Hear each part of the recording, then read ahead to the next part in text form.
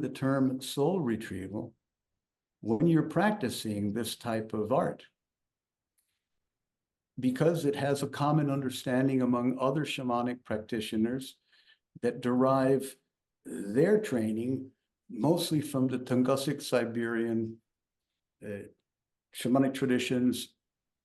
of Lake Baikal and Siberia and that area, which was the mating ground of the true trance-induced shamanic practices that were popularized by Mircea Eliade in his famous book, Shamanism, Archaic Techniques of Ecstasy, and then even more popularized by Michael Harner in his The Way of the Shaman. So based on that cultural specificity in terms of journeying to capture a soul that is wayward, all shamanic practice now has an element of, quote, soul retrieval.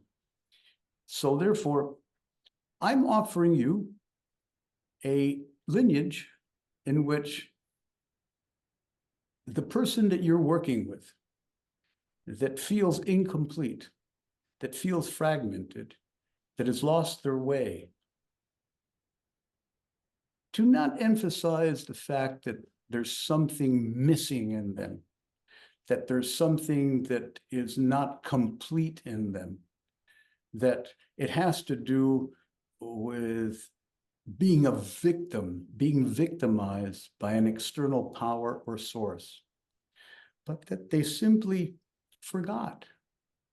that their birthright is wholeness, that they're complete, and that they're able to trust and receive love from you. That the most important thing to recover, to reintegrate one's sense of not being fully who you are, is to expose yourself to the most unconditional, loving, vibrational frequency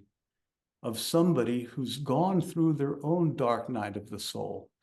that have had their own dismemberment and annihilation, and paid the dues to go through that angst, that ontological insecurity. It's the classic wounded healer.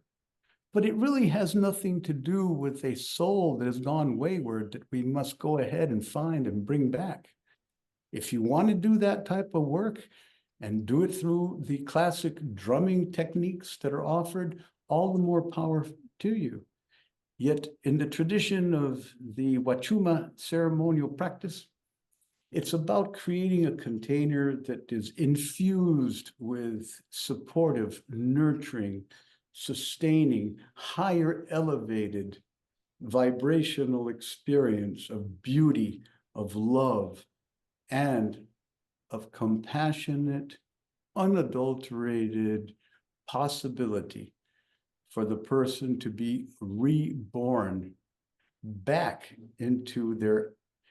amniotic, blissful, originating state within the womb of their mother.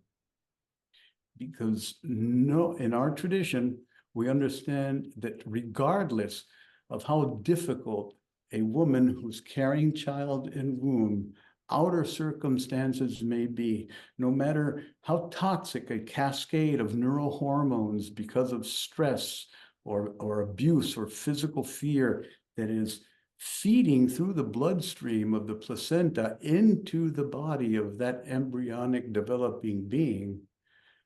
the amniotic womb, that ocean that holds you, that suspends you, that denies the pull of gravity, is the same as the cosmic ocean that gave birth to the majesty of our cosmos.